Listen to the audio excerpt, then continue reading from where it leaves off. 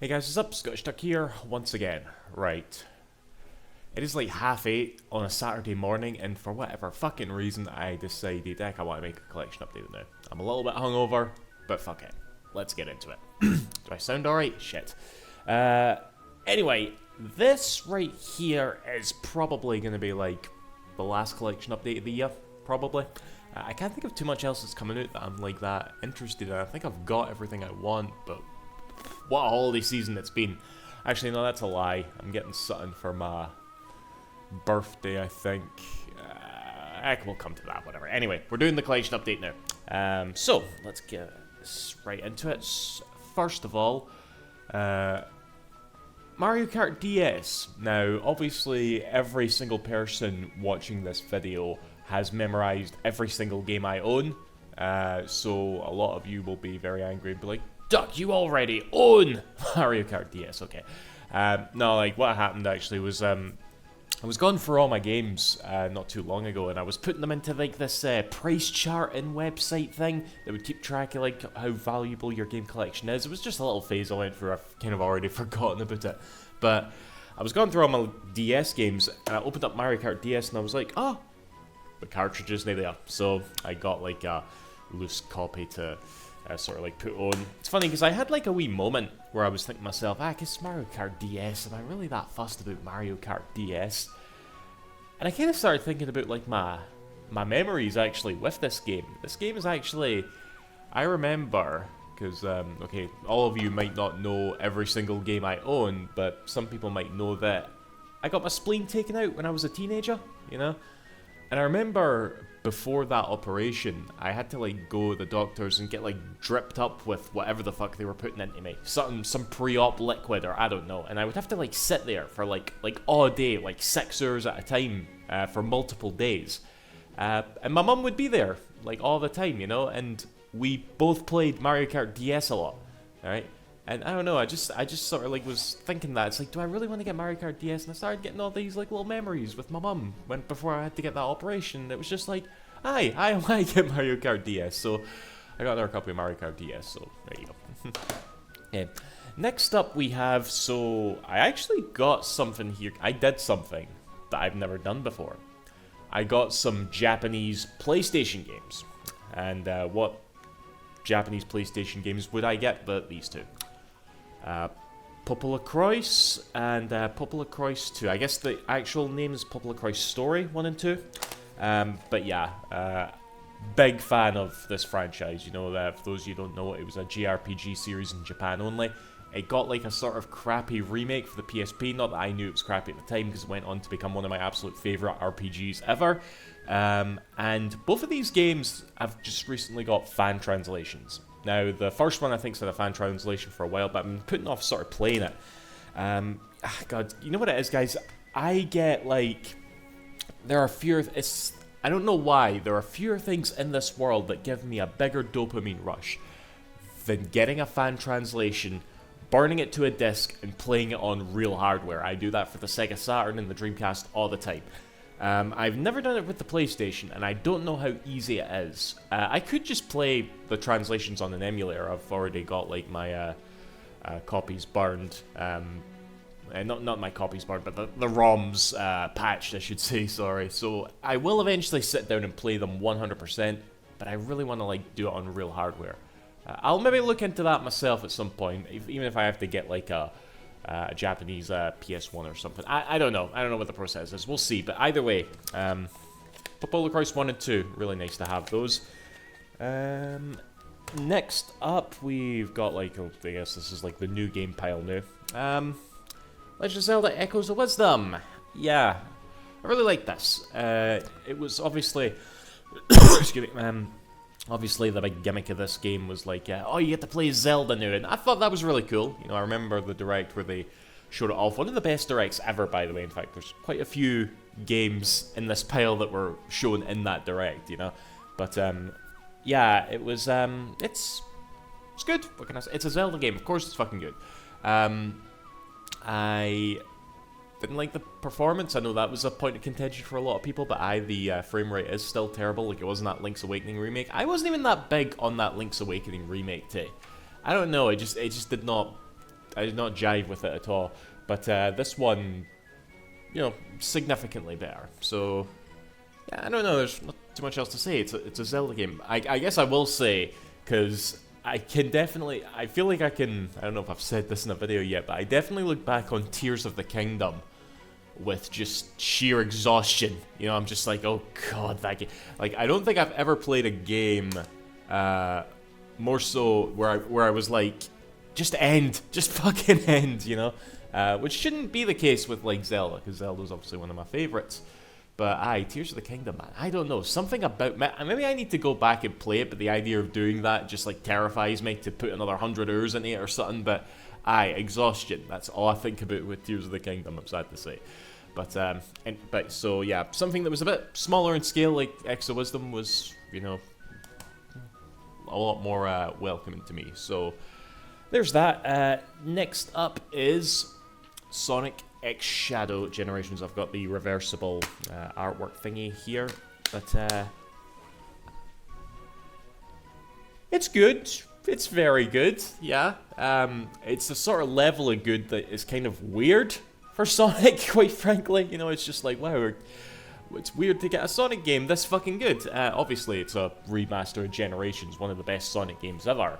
But then you've got like the Shadow portion, which is about the same length, I would say, and is definitely just as good. The levels are really fun to go through. I love like the sort of like open zone thing that they've got for the hub world. The story is very...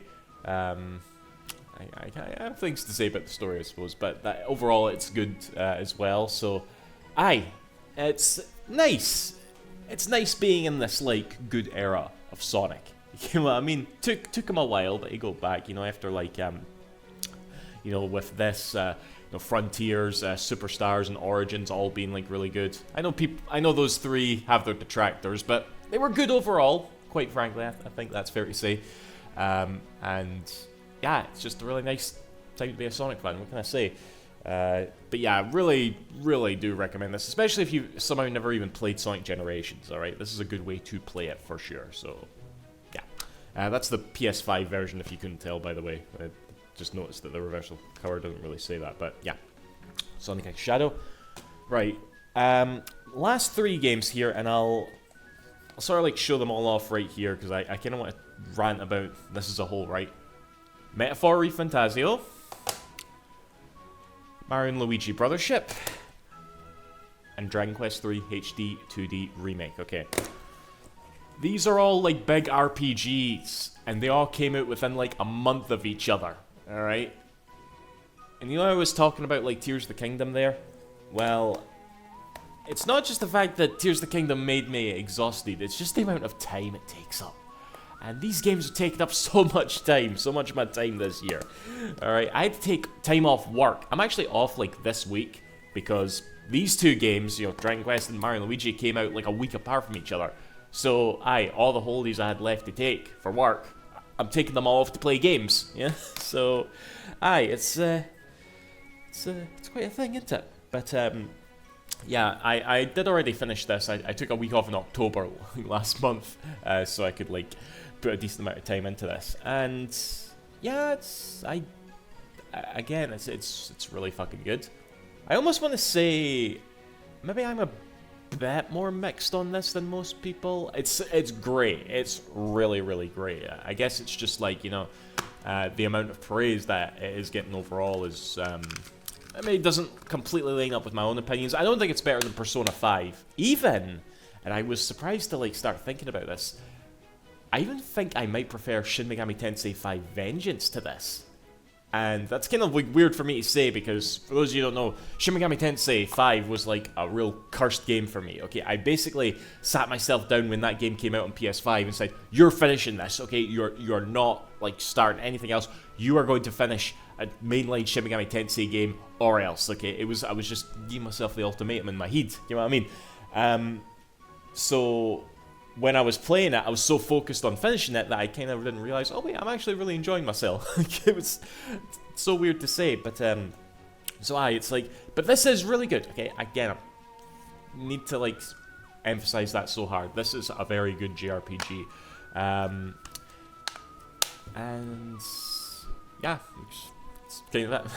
I think I've said what I wanted to say for ReFantazio. It's good shit. Okay, next up, so, funny thing about these two, right?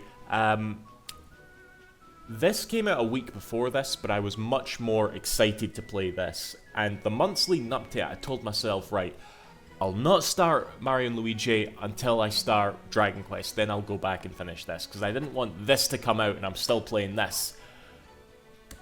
That happened. I started this, I was just like, ah, fuck it. And I'm like 30 hours into this right now. I don't know if I'm near the end of that. It is a bit long, to be fair. You know, it kind of feels like it could finish any minute now. But this is really good too. Like, this is, you know, it's funny. This has kind of become a bit of a punching bag, isn't it? It's become kind of fun to rag on Mario & Luigi Brothership. This game's really good. I didn't get it. Is it because IGN gave it a 5, I suppose? Like, when did we start agreeing with IGN? Yeah, I don't know. It's like, maybe it's because it's a new developer and people are a bit iffy on some of the choices. It's really good. I'm enjoying this really much, okay? I would recommend giving it a try, especially if you're a fan of, like, the other games. You know, it does have some things, you know, there are some things that I could moan about, but on the whole, yeah, this is a good shit. It's a good shit, right? And, yeah, lastly, I've yet to start this. Actually, that's a lie. I kind of popped it in for about, like, 5-10 minutes, and the game gives you, like, a little, it gives you like a little quiz at the beginning, and I kind of knew this going in. This was something that the original game had, where it asks you like questions. Actually, I don't think it was the original. I think it was the Super Nintendo remake of the original game. I don't know, but it asks you like questions, and it like determines your stats based on how you answer them. And I did all the questions, and at the end of it, oh Ducky, I see you're a bit of a narcissist. I'm like, the game just called me a narcissist. Hurts my feelings, but oh well then. But yeah, for those of you who don't know, like, Dragon Quest is like, I'm so excited to play this, okay? Like, I don't know what it was specifically. Like, I replayed Dragon Quest 11 this year, you know, just casually putting like another 100 hours into a game just because I wanted to replay it, you know. But it was Dragon Quest. It's really just one of my favorites right now. I don't know where. I'm almost wondering, where did this love suddenly come from? Because I've always liked Dragon Quest, but just recently, you ever get that feeling where it's just like, it just starts to like become more prominent in your mind, and you get like really excited to play the games. I don't know, but it's definitely still there right now, and I cannot wait to dive into this one, as well as like the remakes of 1 and 2 that are going to come out next year. You know, it's a good time to be. It's also a good time to be a Dragon Quest fan. What can I say? But yeah, that's everything. I'm probably going to go play Mario & Luigi now. Hopefully get that finished this weekend so I can start Dragon Quest. Like I said, I don't know if I'm going to be doing another. I think I'm going to play that Indiana Jones game. But that's on Game Pass, so I'll probably not like buy it physically.